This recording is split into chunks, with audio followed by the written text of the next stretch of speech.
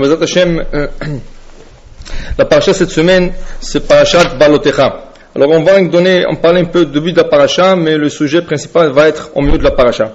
Alors la paracha Balotecha veut dire quand tu monteras les bougies, qui veut dire, la semaine dernière, nous avons lu une longue paracha avec 12 sacrifices de 12 princes des tribus, chacun qui a apporté son sacrifice, malgré que c'était des sacrifices identiques. La Torah a pris de la peine d'écrire tous les sacrifices un par un. C'est écrit que toutes les tribus ont participé, sauf une tribu. C'est la tribu de Lévi. Maintenant, le chef de la tribu de Lévi, c'est qui? C'est Aaron HaKohen. C'est écrit dans le Midrash, quand Aaron HaKohen a vu que lui et sa tribu n'ont pas participé avec les autres princes, avec leur sacrifice, ils n'ont pas été demandés d'apporter un sacrifice, Chalsha Da'ato, il s'est affaibli mentalement et il a dit comment ça se fait, ça veut dire qu'Akadosh Baruch Hu est énervé contre moi pour cette faute du veau d'or que lui malheureusement a dû participer avec les restes du peuple. Ce qui arrive à Akadosh Baruch Hu pour le consoler, il a parlé à Moshe Rabbeinu où il dit Vaidaber Adonai Moshe Lemor, Daber el Aaron, va parler à ton frère Aaron et dis-lui c'est pas du tout la raison pourquoi lui n'a pas été demandé d'apporter un sacrifice. La raison que lui n'a pas apporté un sacrifice est la suivante: tous les autres sacrifices vont disparaître, un jour le temple va être détruit, malheureusement il a été détruit déjà 2 fois et tous ces sacrifices on ne les a plus, mais je vais lui donner quelque chose qui va rester éternellement. C'est quoi? C'est la candélabre. Cette candélabre qu'on allumait vers l'après-midi dans le temple va rester éternellement. Comment? Même si le temple va être détruit, il y aura des Maccabis qui seront de la famille d'Aaron HaKohen qui vont gagner la guerre contre les Grecs et ils vont instaurer une mini-candélabre. Une mini-candélabre qui va être allumée dans toutes les maisons juives, qui est la Hanoukia. Et ça, ce sacrifice restera jusqu'à temps messianique, que le 3e temple sera construit et on reprendra le service du temple. Qui veut dire, à quoi je lui dis à Aaron, ne t'en fais pas. La raison pourquoi tu n'as pas participé avec eux, parce que leur sacrifice va passer, il ne sera plus là. Mais le tien, il est beaucoup plus grand que le leur. Et c'est pour ça que c'est écrit, Ba'alotecha et Tanerot, fais monter les bougies, parce que ces bougies vont monter, ils vont rester éternellement. Et voilà, il lui donne l'ordre. Comment faire la candélabre? Il fallait qu'il soit d'or pur d'un seul morceau. Et après ça, l'Akadosh Baruch Hu il dit qu'il faut prendre tous les Lévis, il faut les sanctifier, parce que le Lévi maintenant, la tribu de Lévi va remplacer tout le premier-né. On sait que tout celui qui était premier-né était saint de naissance, et c'est lui qui a dû servir dans le temple. Qu'est-ce qui est arrivé après la faute du veau d'or? Akadosh Baruch Hu a dit, parce que je trouvais quelques aînés qui ont participé dans cette faute directement ou indirectement, je les remplace par des gens qui n'ont pas fauté du tout. Qui c'est le Lévim.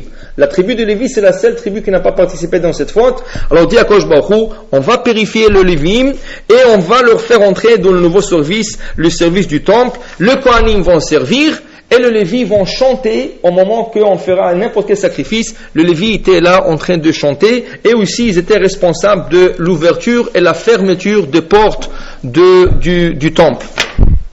Après cela, on lit dans la paracha que Yitro, le beau-père de Moshe Rabbeinu, voilà, il a passé un certain temps avec le peuple d'Israël. On a parlé déjà une fois, est-ce qu'il est venu avant l'acceptation de la Torah? Est-ce qu'il est venu après l'acceptation de la Torah? Ce n'est pas important. Il est venu, il s'est converti, il est resté un peu de temps avec le peuple d'Israël. Et là, dans cette paracha, il annonce à son beau-fils, Moshe Rabbeinu, il est temps que je retourne chez moi. Pourquoi faire? Moi, je me suis converti. Baruch Hashem, j'ai fait Teshuvah. Maintenant, il est temps que je convertis ma famille qui sont restés à Midian. Alors, Moshe Rabbeinu qui essaie d'insister auprès de lui dire, reste avec nous. Au contraire, tu vas avec nous en Israël, on va rentrer en Israël. Et Akadosh Baruch Hu nous a donné de bonnes promesses pour cette terre. Et Yitro insiste de retourner et convertir sa famille. Alors, il leur quitte et il va retourner à Midian.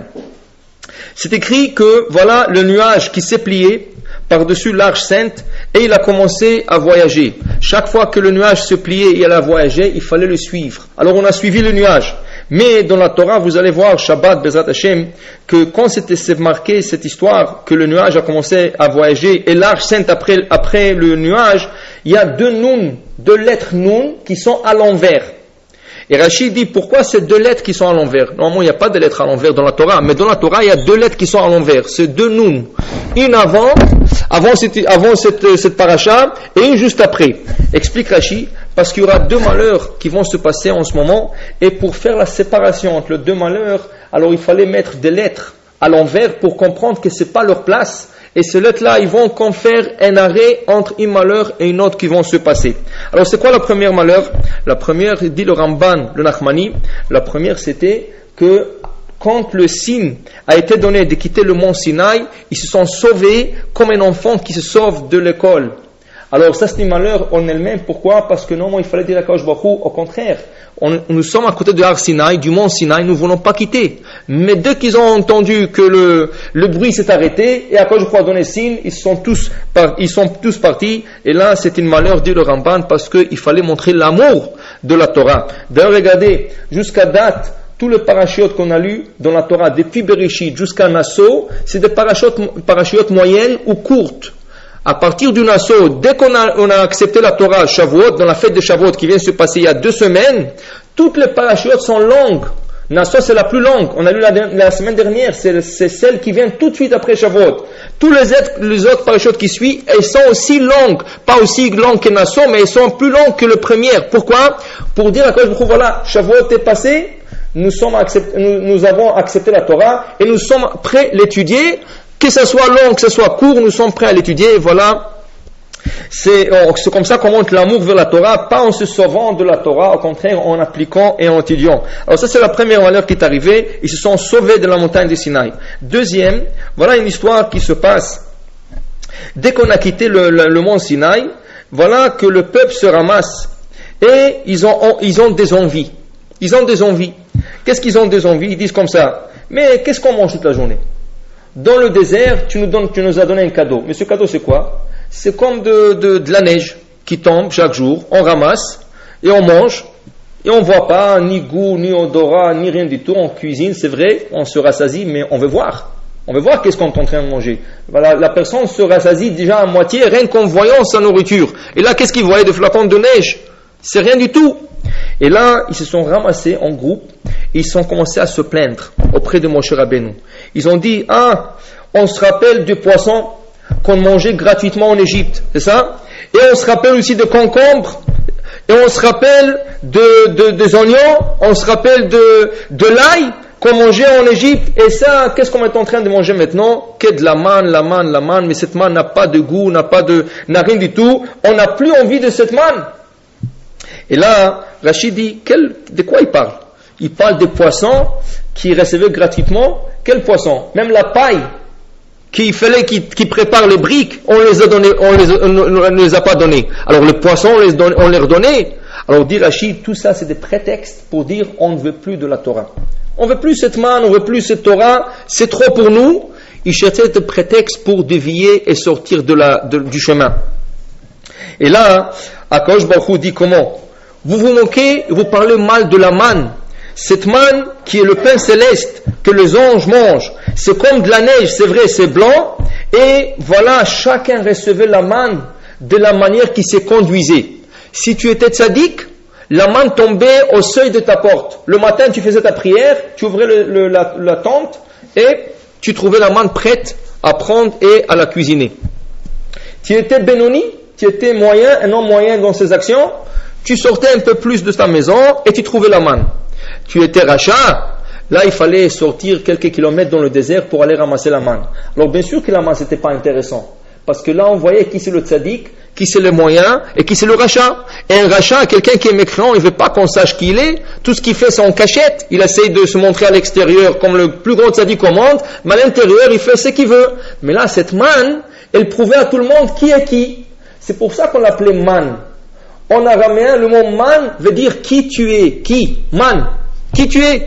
Et là, ils disaient alors cette man n'a plus besoin. Même des problèmes familiales, de l'uni familial, cette man résolvait. Comment? Un homme et une femme, ils avaient une dispute.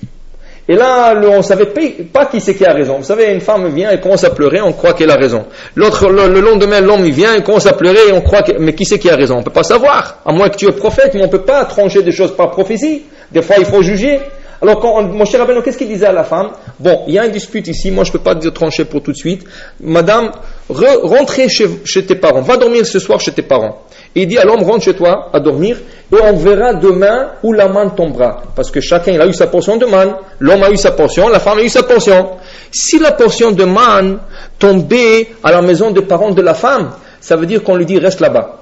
C'est toi qui es fautif, et ton mari il avait toute raison de te renvoyer. C'est sûr que moi après, mon cher Rabbeinu et Aaron, ils vont faire le shalom bayit, ils vont faire retourner la femme, mais on trouvait que la femme c'était la fautive.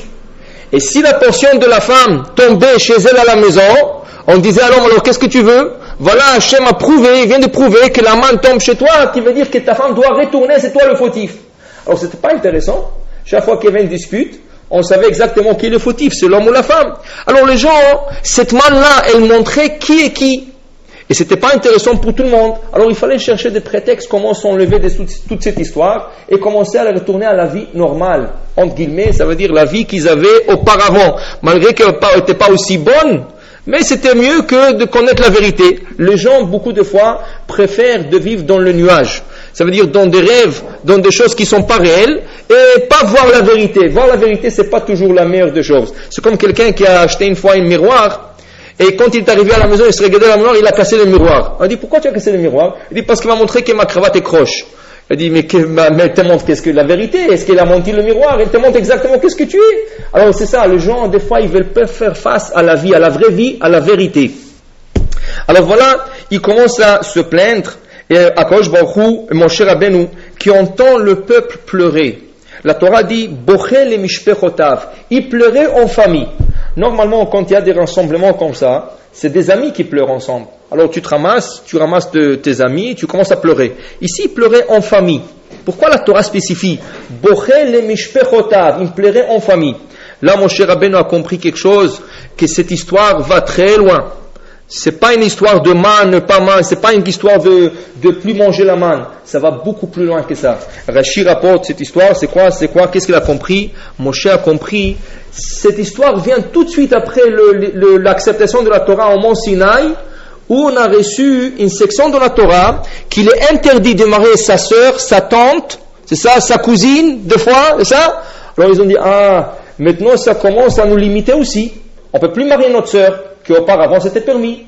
On peut plus marier notre tante, qu'auparavant c'était permis. Alors ils se ramassaient en famille pour pleurer, mais ça commençait sur un prétexte de manne, une question du pain, mais c'était beaucoup plus profond que cela. Le seul qui l'a compris, c'est Moshe Rabbeinu. Comme il était au moment que Moshe a descendu du mont Sinaï, qui c'est qui est le premier qui a accueilli Moshe Rabbeinu? C'était Yoshua. Et là, quand ils descendent ensemble, ils entendent le peuple en train de crier. Qu'est-ce que Yoshua dit? J'entends une guerre. J'entends une guerre dans le camp, il y a quelque chose qui va pas. Et qu'est-ce que Moshe répond? Moshe répond, est-ce que c'est une voix de guerre ça?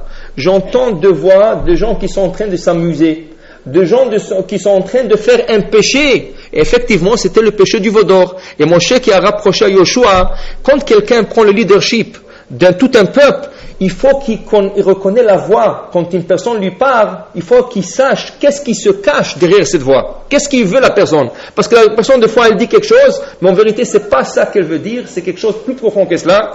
Et là, le Rashi rapporte, c'était plus qu'une histoire, de pain, c'était une histoire de mishpechotav, entre familles, c'est des gens qui voulaient se marier, rester avec cette union familiale, de pouvoir marier sa sœur, sa tante, mais malheureusement c'était déjà trop tard, la Torah a été acceptée et c'était interdit.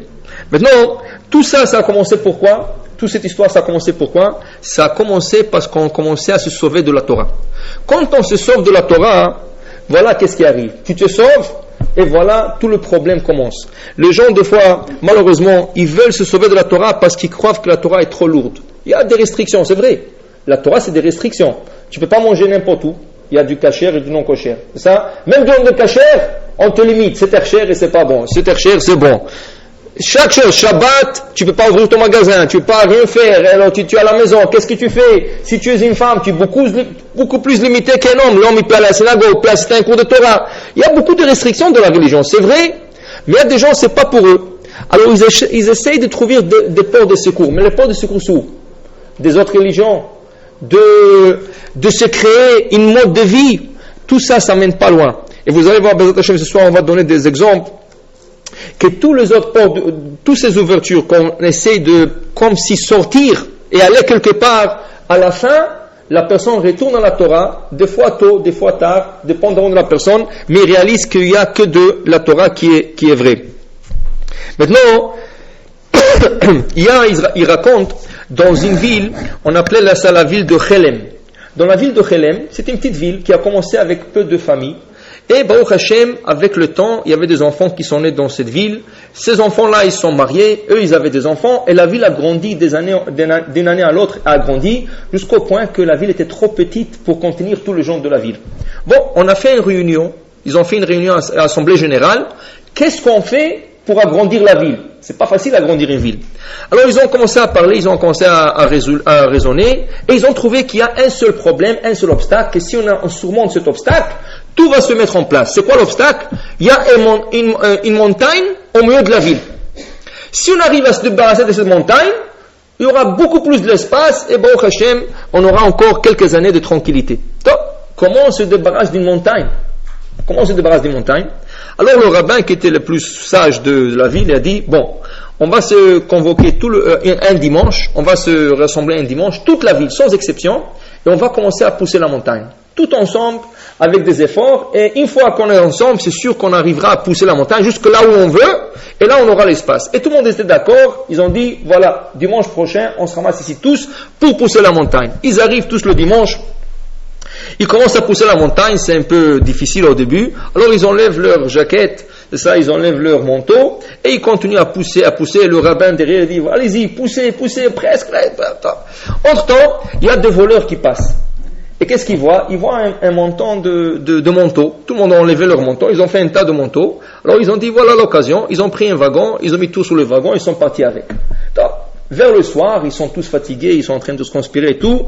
Ils ont dit, bon, on ne sait pas si on a bien réussi, mais on va retourner prendre nos manteaux, et après, demain on continue. Quand ils arrivent à prendre leur manteau, ils ne trouvent pas le manteau. Il n'y a rien. Et là, ils commencent à se demander où ils sont mon manteau, et le rabbin dit, Baruch Hashem, soyez contents. Vous voyez, on a tellement repoussé la montagne, tellement loin, on n'arrive même pas à voir le manteau où ils sont. Et ça, ils sont déjà trop loin. Ça, c'est pour dire que des fois, on essaie de pousser la montagne. C'est quoi la montagne? La montagne de Sinaï. On essaie de pousser la Torah, on essaie de pousser... Et après, on se trouve loin. On se trouve plus. Et quand on se trouve plus, on dit, voilà, Baruch Hashem, je suis loin. Mais sache, aussi loin que tu sois, tu es toujours près de la Torah. Tu ne veux pas t'éloigner de la Torah. On dit, né juif, et juif à vie. Tu ne peux jamais changer ta religion. Quoi que tu fais, tu restes juif. Alors tu crois que tu es loin, mais en vérité tu es très proche de la Torah. Il suffit de faire un demi-tour et retourner vers la Torah. Alors on va donner, Bezat Hashem, quelques exemples. Il y a un Gemara très connu. Au moment que les Romains, ils ont décrété que tout celui qui apprend de la Torah sera tué, il y avait l'histoire de 10 martyrs. C'est les 10 plus grands sages qui existaient de n'importe quelle époque au judaïsme. Parmi eux, il y avait Rabbi Akiva. C'était un des plus grands sages, que même Moshe Rabbeinu a été fasciné par sa sagesse. Rabbi Akiva, non seulement qu'il savait expliquer la Torah, il savait expliquer le courant de la Torah. Quand on dit même Moshe Rabbeinu, selon quelques commentateurs, il n'avait pas ce secret. Pourquoi? À quoi servent le courant? Si vous regardez dans le livre de la paracha, Shabbat, vous allez voir que sur chaque mot, il y a des couronnes de formes différentes. Et selon cela, le Chazan, il sait comment chanter l'air du mot. C'est ça? Mais ce courant-là, pourquoi ils étaient donnés? Même Moshe Rabbeinu ne savait pas. Rabbi Akiva le savait. Et quand Moshe était sur le mont Sinaï, Akadosh Baruch Hu lui dit, viens, je te montre quelque chose. Il lui a montré toutes les générations qui vont exister jusqu'à la fin de temps. Quand il a vu la génération de Rabbi Akiva, il a dit à Akadosh Baruch Hu, fais-moi rentrer dans son cours de Torah. Je vais écouter qu'est-ce qu'il est en train de dire. Et là, quand il s'est assis dans un de bancs, il était en train d'écouter Rabbi Akiva dire de tous des discours sur les petites couronnes. Et Moshe ne comprenait rien. Alors il disait à Akadosh Baruch Hu, alors pourquoi tu donnes la Torah avec moi? Donne-la avec lui. C'est lui qui doit donner la Torah. Il connaît plus que moi. Et Akadosh Baruch Hu dit, écoute un peu encore, qu'est-ce qu'il est en train de dire?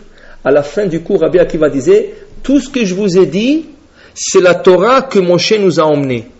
Quand il a écouté ça, il a dit, alors ça veut dire qu'Akadosh Baruch Hu veut que je donne la Torah, et Akadosh Baruch Hu dit, Moshe Rabbeinu, chacun il a sa part dans la Torah. La part de Rabbi Akiva a été de faire des discours sur le courant de la Torah.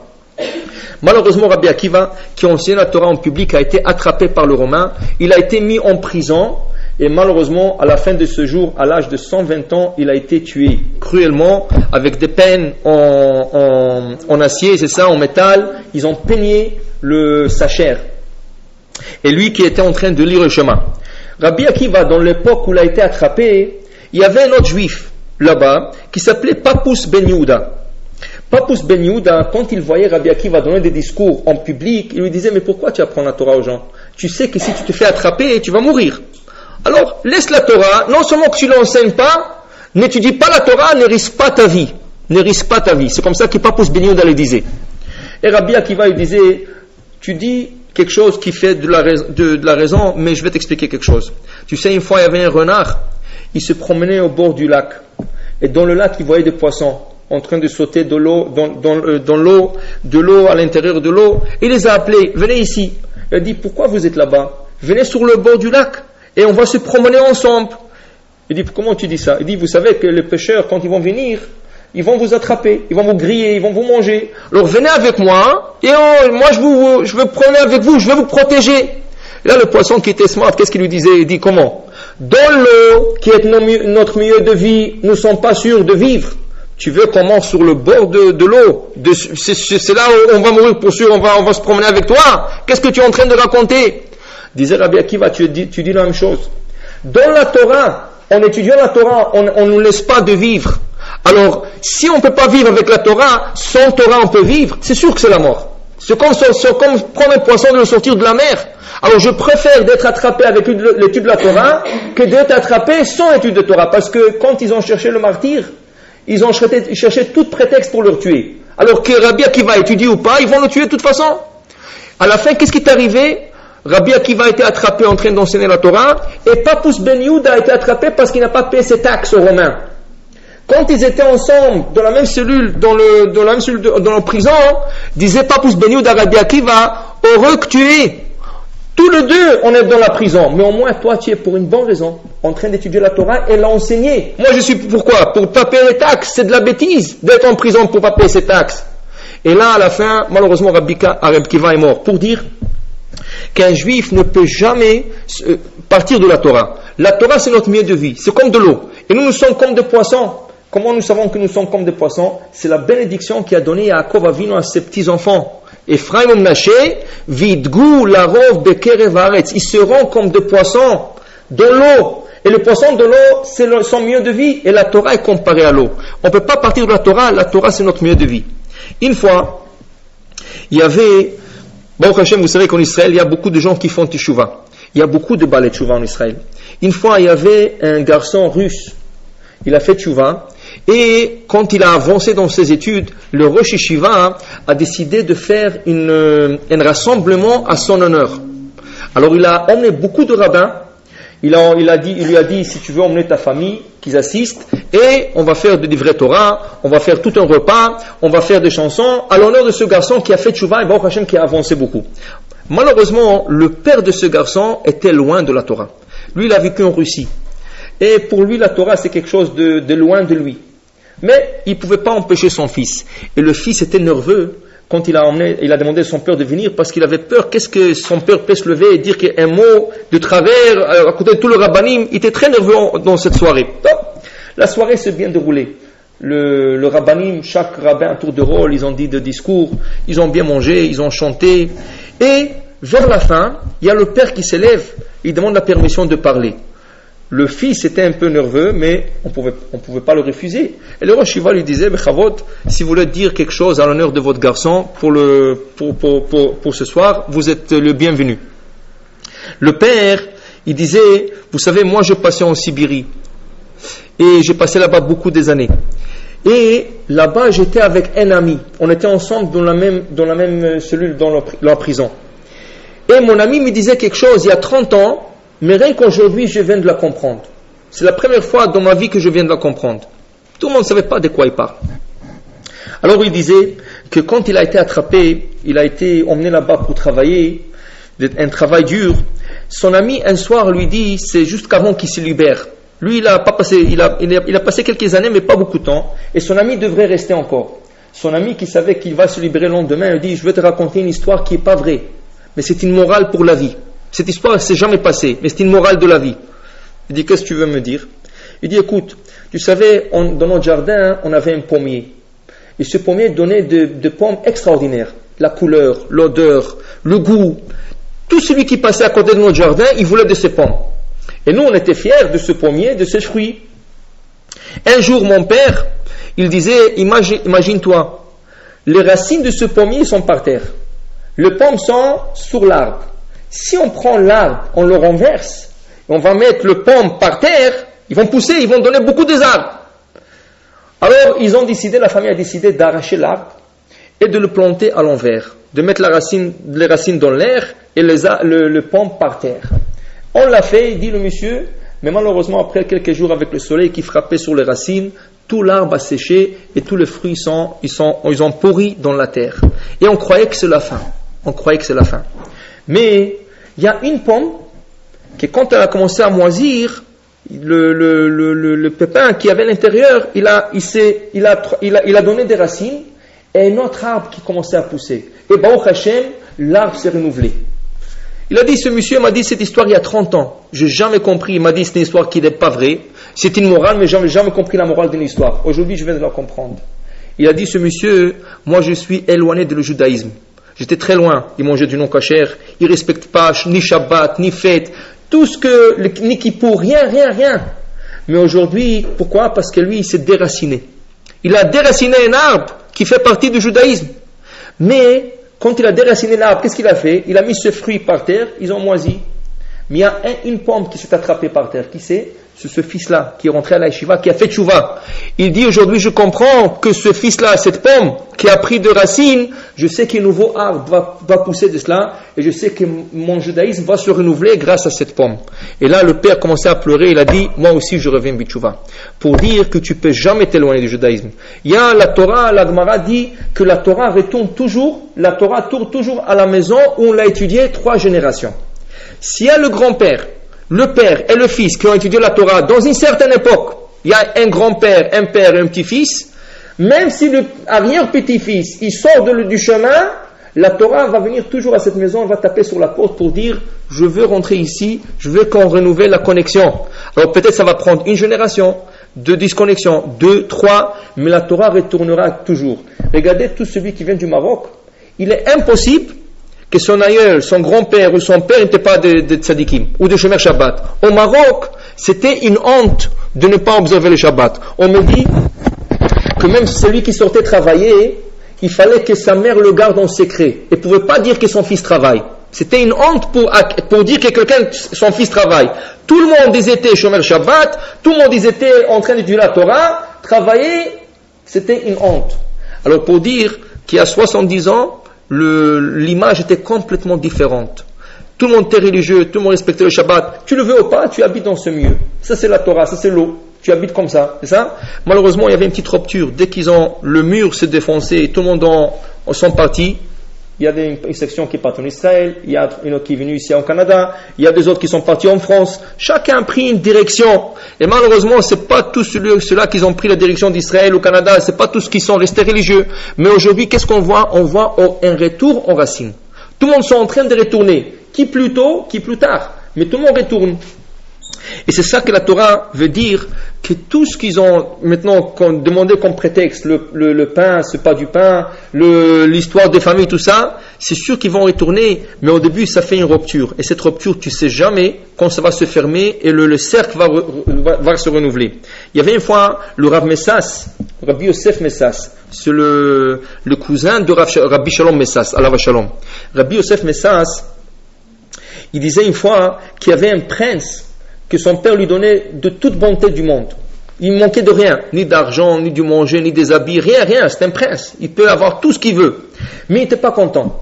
Il y a beaucoup de gens comme ça. Ils ont beaucoup d'argent, ils ne sont pas contents avec eux-mêmes. Ce n'est pas l'argent qui fait le bonheur. Si la personne n'est pas contente, tu peux avoir tout l'argent, il n'y a pas de bonheur. Ce prince-là, il cherchait le bonheur. Il dit, qu'est-ce que peut donner le bonheur à un homme? Alors il a dit, le manger. Tu manges bien, tu manges ça quoi à un restaurant, c'est le bonheur. Lui, il ne manquait pas de pâtissiers. Lui, il ne manquait pas de chef de cuisine. Alors chaque soir, il demandait notre repas. Faites-moi ça, faites-moi ça. Mais le résultat était là. Le lendemain matin, qu'est-ce qu'il y avait? 2 mois de ventre. Il ne pouvait plus manger son petit déjeuner. Le lendemain, il mangeait encore, il a encore demandé. Il dit, ça c'est pas le bonheur. Manger, c'est pas un bonheur. Il a dit, peut-être s'habiller. Peut-être s'habiller, ça porte bonheur. Alors il a commencé à fréquenter tout le tailleur de la ville. Fais-moi 5 costumes, fais-moi 10 costumes, fais-moi ça, fais-moi ça. Chaque fois, il portait 3 costumes par jour. Un le matin, un l'après-midi, l'autre le soir. Et chaque fois, il disait, mais l'autre costume est plus belle. Et l'autre costume est plus belle. Il ne savait plus quoi choisir. Il dit, c'est pas le bonheur. Si tu deviens indécis, et si tu deviens confus, c'est pas le bonheur. Alors, c'est pas le manger, et c'est pas les habits. Alors, c'est l'argent. Tu as l'argent, tu peux acheter n'importe quoi, c'est le bonheur. Mais il voit que quand il a l'argent, non plus ça lui donne bonheur. Il ne savait plus où tourner, il ne savait pas quoi faire. Et un jour, il se trouve dans un champ. Et il voit des hommes qui sont pour lui bizarres. Des hommes qui sont habillés d'une manière bizarre, qui parlent une langue pour qui lui est une langue non connue. Bon, et il leur suit. Qu'est-ce qu'ils sont en train de faire? Ils sont en train de moissonner le blé en chantant. Et ils chantent, ils sont contents, ils chantent. Et il voit leur joie. Il dit, waouh, c'est des gens ils ont le bonheur de la vie. Quand ils ont terminé, ils sont en train de partir, il s'approche à eux. Il leur dit, dites-moi, qu'est-ce que vous êtes? C'est quoi votre culture? Qu'est-ce que vous êtes exactement? Ils ont dit, nous sommes juifs. Il a dit, bon, mais pourquoi vous étiez si content quand vous avez moissonné le blé? Il dit, parce que ce blé-là, on a une fête qui s'approche. C'est la fête de Pessah. Alors ce blé-là, on est content de le moissonner parce qu'on va préparer un pain spécial, pain d'azim, qui s'appelle la matzah. Et là, il faut l'observer, et nous sommes contents que cette fête arrive, et tout ce qu'on fait maintenant, à partir de maintenant, on le fait besimcha, on le fait avec de la joie. Lui, il leur a demandé l'adresse de leur ville. Il dit, la fête est quand? Il a dit, dans 2 semaines. Top. Il dit, est-ce que je peux venir? Il dit, venez. Si vous voulez venir, venez. Il ne savait pas que c'était un prince. Bon. Ils sont partis, chacun de son côté. 2 semaines plus tard, il va, la veille de Pessah, il va dans cette ville. Qu'est-ce qu'il voit la veille de Pessah? Des gens qui courent, à gauche, à droite. C'est lui là qui achète la galette, l'autre la viande, c'est lui qui achète. Tout le monde sont contents, ils sont en train de courir, en train de préparer. Il a vu la simcha que cette ville est là. Il dit, c'est extraordinaire, j'ai jamais vu cette simcha chez moi à la maison. Donc, il va chez une famille, il leur demande, est-ce que je peux assister à la fête? Il dit, bien sûr, Kol Dirfin, était Ve'echol. Pessah, c'était une fête qu'on invite n'importe qui, alors vous pouvez venir avec nous. Et il voit en train de chanter la Haggadah, les gens qui sont contents. Il n'a jamais vu quelque chose comme ça.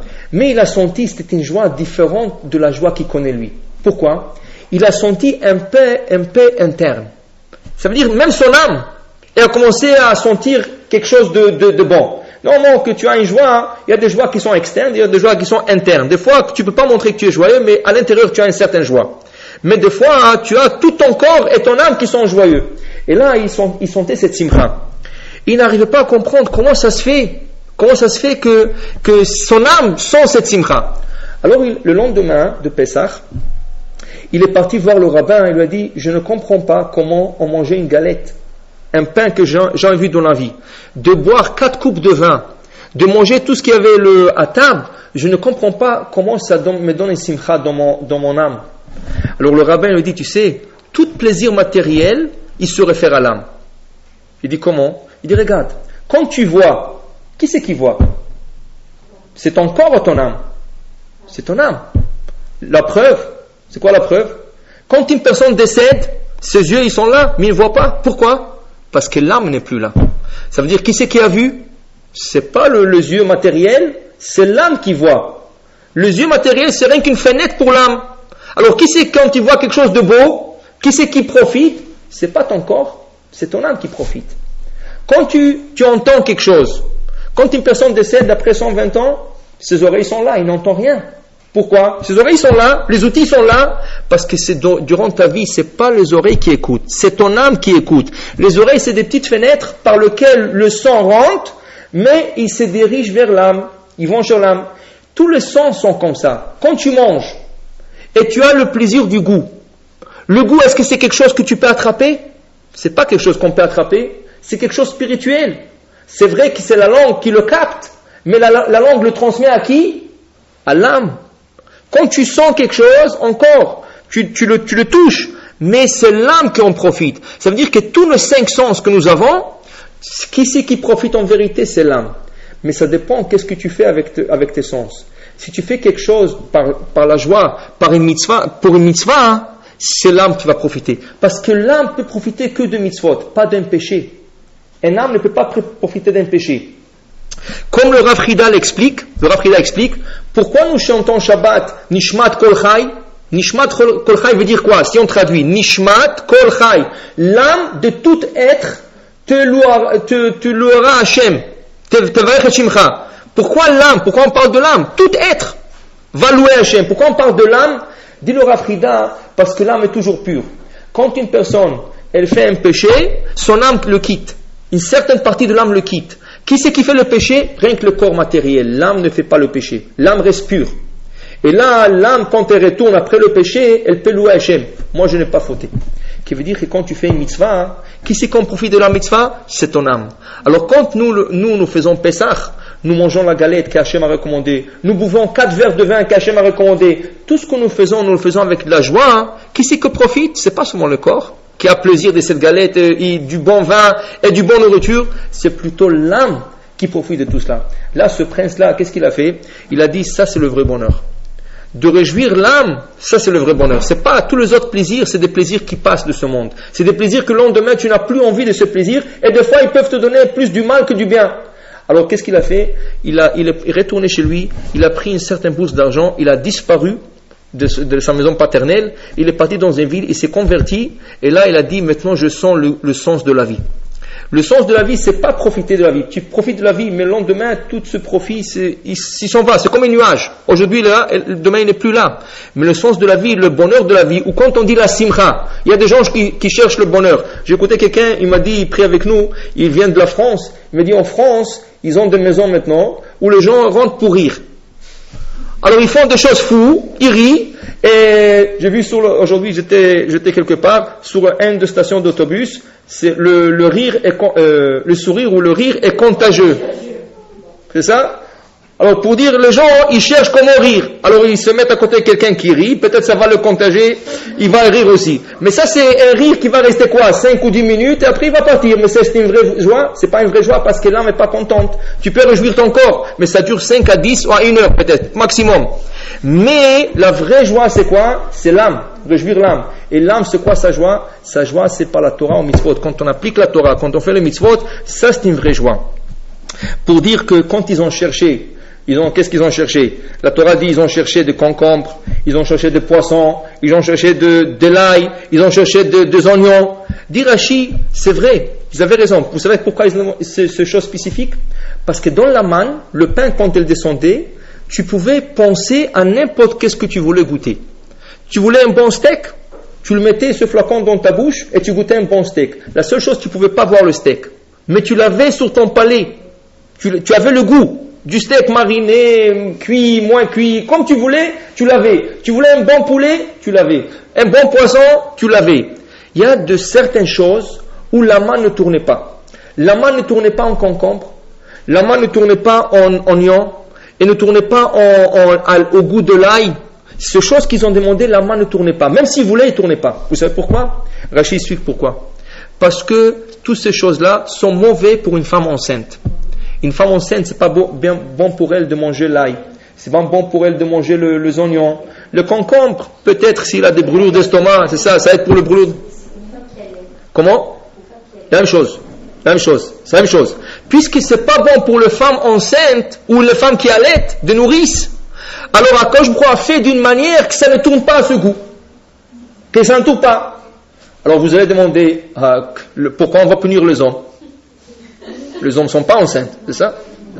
Si Hachem voulait faire un miracle, il peut le faire à moitié aussi. Il peut le faire que quand une femme le prend, ça ne tourne pas. Mais quand un homme le prend, ça tourne. Vous savez pourquoi? Alors ça, j'écris dans mon livre. Parce que, vous savez qu'une femme enceinte, quand elle a envie de quelque chose, il faut lui donner.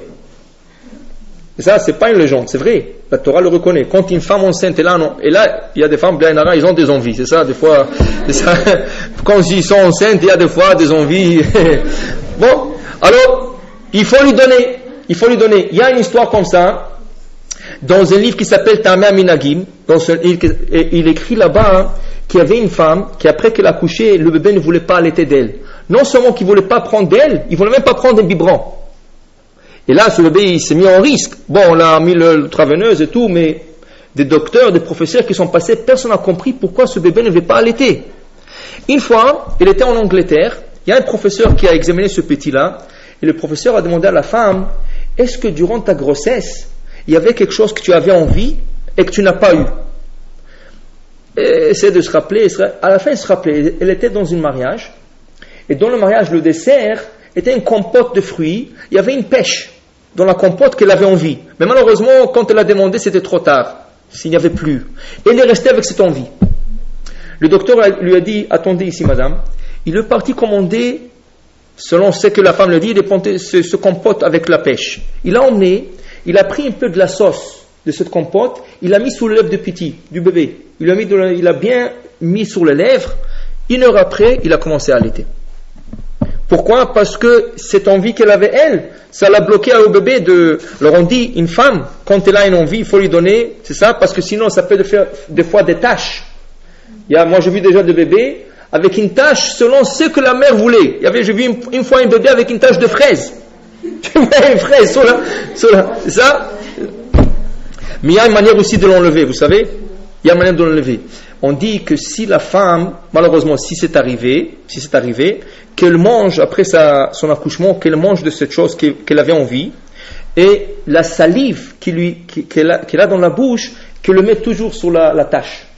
Ça va prendre quelques mois, mais avec le temps, ça va disparaître. Ça prend quelques mois. Mais il faut continuellement manger cette chose, et avec la salive, le mettre sur la tache, et apparemment, ça peut disparaître. Je ne sais pas si...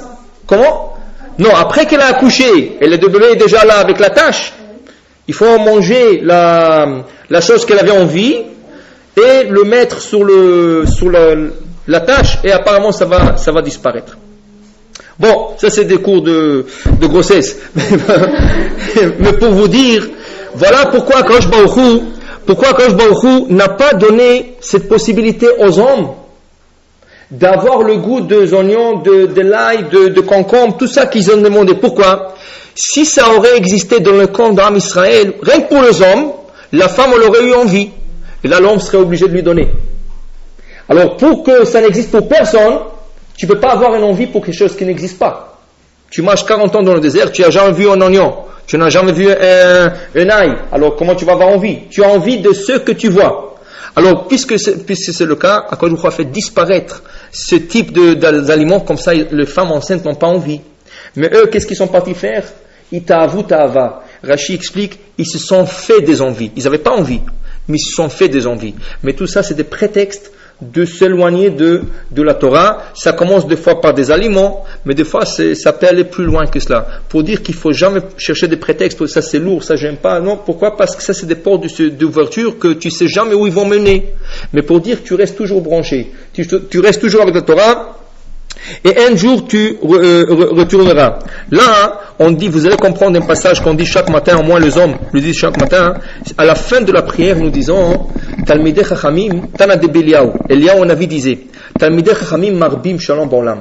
Le Talmidei Chachamim, les étudiants de la Torah, ils augmentent la paix au monde. Marbim shalom ba'olam. Là, tout le monde se pose la question, quelle paix? C'est le contraire. On voit que d'Afka, dans la Torah, il y a plus de guerre que les autres ils ont. Celui-là il dit c'est kasher, l'autre il dit c'est pas kasher. Celui-là il dit c'est bon, il dit pas bon. Et ça, on voit plus de guerre que de shalom. Alors pourquoi Eliaou Navi disait Talmidei Chachamim marbim shalom ba'olam? Alors j'écoutais une fois une explication. Ils disent quand un homme qui n'apprend pas la Torah, il vient à la maison, sa femme lui a préparé son souper. Il lui a préparé du poulet avec du riz, des choses comme ça. Lui, il arrive toute la journée, il possède son poisson grillé. Il arrive à la maison, il voit du poulet. Il s'énerve. Et sa femme, la pauvre, elle a travaillé pour lui. Elle a travaillé, elle a préparé pour que le souper soit prêt. Mais lui, il avait envie d'un poisson. Quand il retourne, il va chercher tout pour faire la guerre. Ah, qu'est-ce goût ça? Tu as mis trop de sel, tu as mis ça. Tu dis ça à la femme, elle a travaillé toute la journée, elle ajoute un mot, et là, c'est la guerre. C'est la guerre. Tandis, pourquoi? Parce que lui, toute la journée au travail, il a pensé que sur ça. Tandis, s'il aurait pensé sur un bon Rashi, sur un bon passage de la Torah, il n'aurait pas ces envies. Les envies, on leur crée. Une envie, ça ne vient pas tout seul. On crée des envies. Comme eux, ils se sont créés des envies. Tandis quelqu'un qui est dans la Torah, Ça lui regarde maintenant le poulet, le poisson et tout ça. Plus ça regarde d'avoir de la force. Quelle est la différence? C'est vrai que de temps en temps on veut goûter quelque chose de bon, mais tu as Shabbat pour ça. Tu as le Shabbat pour ça. Le reste de la semaine, c'est pas important. Le reste de la semaine, tu manges pour avoir de la force, pour continuer ton travail, ton étude, de n'importe quoi. Alors on dit, Talmidei Chachamim Marbim Shalom Ba'olam, ils ne cherchent pas de prétexte comment faire la guerre, parce qu'ils n'ont pas des envies. Ils n'ont pas des envies. Quand tu n'as pas des envies, il n'y a pas de guerre. Il n'y a que de shalom. Et là, quand ils se sont fait des envies, de choses qu'Akadosh Baruch Hu a fait pour leur bien, de ne pas avoir, et ils sont cherchés de l'avoir, qu'est-ce qui est arrivé? Une dispute. Une dispute qui a mené loin, que malheureusement, dans la paracha, ils étaient tous punis. Pourquoi? Parce qu'Akadosh Baruch Hu dit, vous voulez de la viande. Vous disiez que ça vous manque. Il les a donné de la viande pour un mois. Imaginez-vous, vous mangez petit déjeuner, à midi, le soir, que de la viande. Il les a dit, la Torah dit, jusqu'à ça va vous sortir du nez. Comme ça la Torah dit. Vous ne pouvez plus le voir. Vous avez demandé, vous allez l'avoir. Matin, midi et soir, que de la viande. Il y a beaucoup qui sont morts. Pourquoi? Vous faites des envies, vous voulez traîner. Voilà. Faites avec vos envies ce que vous pensez qui est bon pour vous. La Torah dit, moi je sais qu'est-ce qui est bon pour vous. Mais vous pensez autrement, voilà, essayez. Qu'est-ce qu'il a fait à la fin? Tout le monde s'en retourné à la Torah. Tout le monde a compris que ce qu'Akadosh Baruch Hu a fait, c'est bien. C'est pour leur bien. Pour dire, il ne faut jamais chercher ça.